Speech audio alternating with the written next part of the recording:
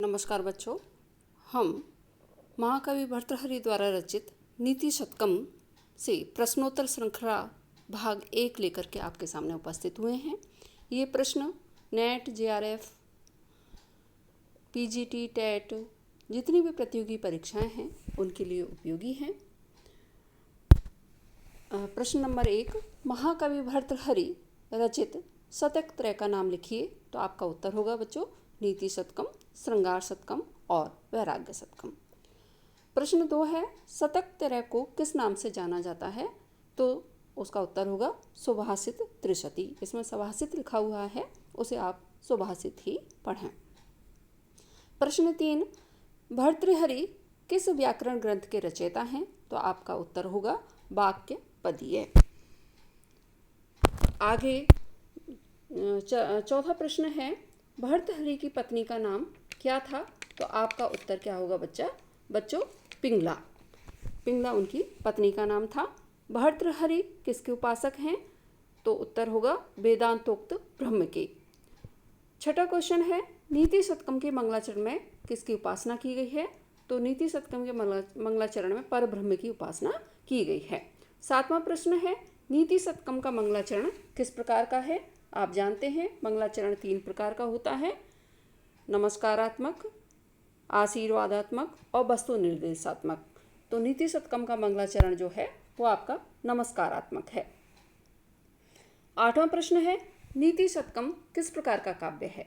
तो नीति शतकम मुक्तक प्रकृति का काव्य है। 9वां प्रश्न है, महाराज भर्तृहरि के पिता का नाम क्या था? तो आप उत्तर देंगे राजा गंधर्व सेन उनके पिता का नाम था। 10वां प्रश्न है, नीति शतकम के अनुसार विद्वत जन किस भाव से ग्रसित हैं? तो आपका उत्तर क्या होगा बच्चों? मत्सर यानी ईर्ष्या से ग्रसित हैं। जीर्णम अंगे हृदय में ही क्या छुपा हुआ है? तो इसका उत्तर होगा आपका सुभाषित जो है वो शरीर में ही छुपा हुआ है। 12वां प्रश्न है, भर्तृहरि के अनुसार मूर्ख कौन है? तो इसका उत्तर होगा ज्ञान लब्ध विदग्धम नरम, यानी अल्प ज्ञान से स्वयं को विद्वान मानने वाले जो मनुष्य हैं उनको मूर्ख कहा गया है। सुखतरम आराध्यते किसको आसानी से समझाया जा सकता है? नीति शतकम में महाकवि भर्तृहरि कहते हैं कि अज्ञ सुखम आराध्य सुखतरम आराध्यते विशेषज्ञ, जो विशेष ज्ञान से संपन्न व्यक्ति है उसको सरलता से समझाया जा सकता है। 14वां प्रश्न है, संसार में असंभव कार्य कौन सा है? तो दुराग्रही मूर्ख व्यक्ति के चित्त को वशवर्ती नहीं किया जा सकता। इस संसार में जितने भी असंभव कार्य हैं उनको संभव बनाया जा सकता है, किंतु दुराग्रही हठी व्यक्ति जो है उसको अनुकूल नहीं किया जा सकता। 15वां प्रश्न है, मधु की एक बूंद से समुद्र के खारे जल को मीठा करने का प्रयास किसके समान निरर्थक है? तो मूर्ख व्यक्ति के समान है। जिस तरह से मूर्ख व्यक्ति जो है उसको बुद्धिमान नहीं बनाया जा सकता या उसको अनुकूल नहीं बनाया जा सकता, उसी तरह से समुद्र के खारे जल को एक मधु की बूंद के द्वारा मीठा नहीं बनाया जा सकता। उसी के समान ये निरर्थक कार्य है। 16वां प्रश्न है, ब्रह्मा ने मूर्ख व्यक्ति की मूर्खता का आवरण क्या बनाया है? तो मूर्ख व्यक्ति की मूर्खता हमें किससे ज्ञात होती है? बोलने से। तो मौन रहना यानी चुप रहना जो है वह ब्रह्मा के द्वारा उसका आवरण बनाया गया है, जो कि स्वयं के ही उसके अधीन है। किंचित ज्ञा व्यक्ति की तुलना किससे की गई है? तो मतवाले गर्वीले हाथी से किंचित ज्ञा या अल्पज्ञानी व्यक्ति की तुलना की गई है। मद ज्वर कब उतर जाता है? जब कोई व्यक्ति विद्वान व्यक्तियों के संपर्क में आता है तो उसका मद ज्वर उतर जाता है। नीच व्यक्तियों का स्वभाव किसके समान होता है? तो भर्तृहरि कहते हैं कि नीच व्यक्तियों का जो या क्षुद्र व्यक्ति जो हैं उनका स्वभाव कुत्ते के समान होता है। जैसे कुत्ता अपने द्वारा एकत्रित की हुई किसी वस्तु के परिणाम की अपेक्षा नहीं करता या परिणाम को नहीं गिनता है, उसी तरह से क्षुद्र व्यक्ति भी अपने द्वारा किए हुए कार्य जो हैं उनकी गणना नहीं करते हैं।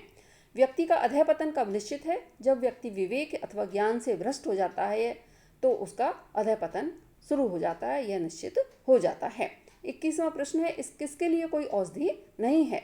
तो शास्त्रों में सभी जो बीमारियां हैं, रोग हैं, उनकी औषधि बताई हुई है, किंतु मूर्ख जो है उसकी मूर्खता को दूर करने की कोई औषधि नहीं है। 22वां प्रश्न है, कवि के अनुसार कुपरीक्षक किसे कहा है? जो राजा विद्वान व्यक्तियों का महत्व नहीं समझते उन्हें कुपरीक्षक कहा गया है। 23वां प्रश्न है, किस धन को चोर चुरा नहीं सकते? तो विद्या रूपी जो धन है उसको चोर चुरा नहीं सकते। 24वां प्रश्न है, राजा को किसके साथ स्पर्धा नहीं करनी चाहिए? विद्या रूपी धन से संपन्न विद्वान व्यक्ति जो हैं उनके साथ राजा को स्पर्धा नहीं करनी चाहिए। राजा को किसका अनादर नहीं करना चाहिए? जो परमार्थ तत्व को जानने वाले विद्वान व्यक्ति हैं उनका अनादर नहीं करना चाहिए।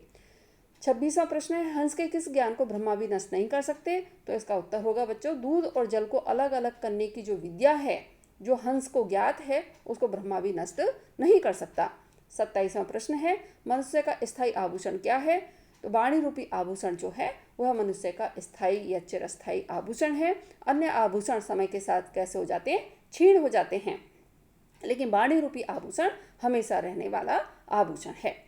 28वां प्रश्न है, राजाओं के यहाँ किसकी पूजा होती है? तो विद्या की पूजा होती है। विद्या विहीन मनुष्य किसके समान है? तो पशु के तुल्य है। 30वां प्रश्न है, गुरुनाम गुरु किसे कहा है? तो विद्या जो है उसको गुरुनाम गुरु कहा गया है। 31वां प्रश्न है, विद्या विदेश में किसके समान होती है? तो विद्या विदेश में बंधु वर्ग के तुल्य होती है।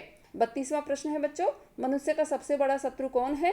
तो नीति शतकम में भर्तृहरि जो हैं उनके द्वारा मनुष्य का सबसे बड़ा शत्रु क्रोध को बताया गया है। 33वां प्रश्न है, सुहृद किसके समान है? सुहृद दिव्य औषधियों के समान है।